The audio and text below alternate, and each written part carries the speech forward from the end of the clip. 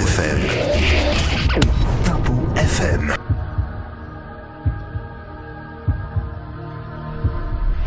Donc bonjour, c'est Olivier pour Tempo FM. Je me trouve actuellement au Méga CGR de Narbonne pour la deuxième apparition de Rémi Gaillard, qui nous fait l'honneur de revenir présenter son film N'importe qui, bien sûr.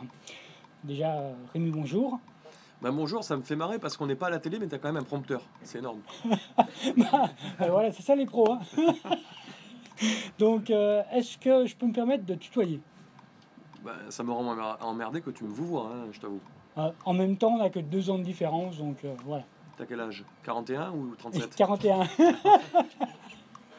Voilà. Donc, Rémi, c'est ta deuxième apparition au CGR de Narbonne. Pourquoi une deuxième fois ici? Parce que la première fois, ça s'est bien passé et je t'avoue que Montpellier, je le mets de côté parce que c'était exceptionnel et c'était chez moi. Et Narbonne, j'ai eu un accueil juste merveilleux. Il y a le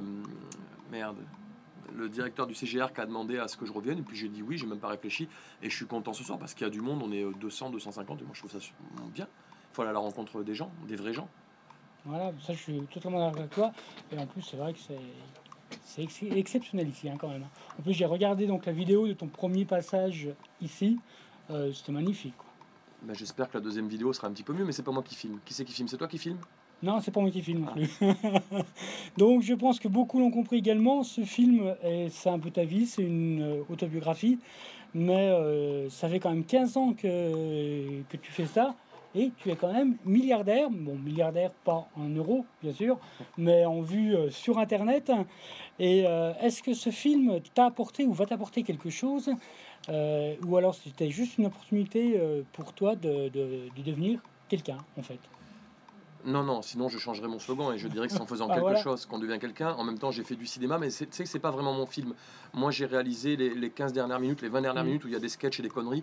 Et le reste du film, pour tout te dire, d'ailleurs, c'est ce que, comme on arrive à la fin de l'aventure en salle, je le dis et j'ai plus de problème avec ça. En fait, j'ai eu beaucoup de problèmes avec le réalisateur qui vient de Paris. Alors, je sais pas s'il y a une relation de cause à effet parce que c'est un Parisien. Mais je m'amuse d'ailleurs à dire dans toutes les salles que j'encule Paris et j'encule en même temps le monde du cinéma et toutes ces têtes bien pensantes du cinéma qui croient à chaque fois détenir la vérité, alors que la vérité, je crois qu'elle est vraiment ailleurs et peut-être que je me suis trompé en signant un contrat sans regarder ce qu'il y avait dedans. Moi, tu sais, ici dans le Sud, on tape dans la main et c'est un petit peu l'erreur. Donc le réalisateur a exercé son pouvoir de nuisance jusqu'au bout. Mais c'est pas grave parce que c'est quand même une expérience merveilleuse et je retiendrai surtout la vraie rencontre avec les gens dans les avant-premières, enfin plutôt les après-premières, que ce soit à Narbonne, à Béziers, je suis allé jusqu'à Besançon, à Rouen, à Lille, en Belgique, à Pau, à Bayonne, enfin j'ai fait beaucoup de... J'espère que j'en oublie pas, si j'en oublie c'est sûr, mais bon en tout cas c'est merveilleux d'aller à la rencontre des vrais gens et des n'importe qui, entre guillemets. Rémi, ton film est donc sorti le 5 mars, avec bien sûr une avant-première au CGR de Latte. As-tu déjà fait un bilan de cette aventure cinématographique?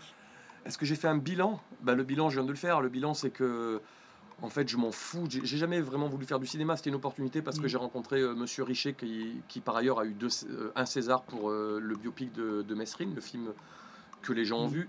Après, le souci, c'est que lui, il fait plutôt des films de gangsters. Il est excellent là-dedans. Il m'a mis sur le dos un réalisateur un peu plus jeune, un peu plus dans la déconne peut-être. Et je crois qu'on l'a traîné un petit peu comme un boulet jusqu'à la fin.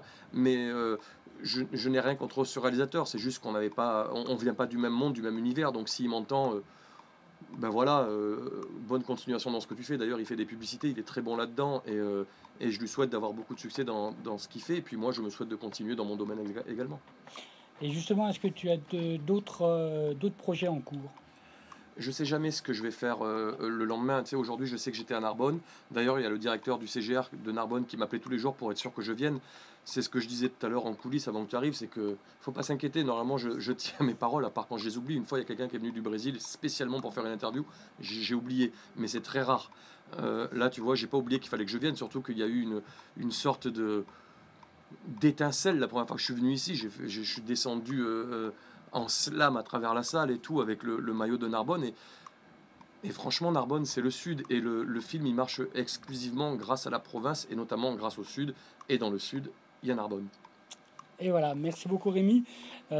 Juste pour finir, encore quelques mots.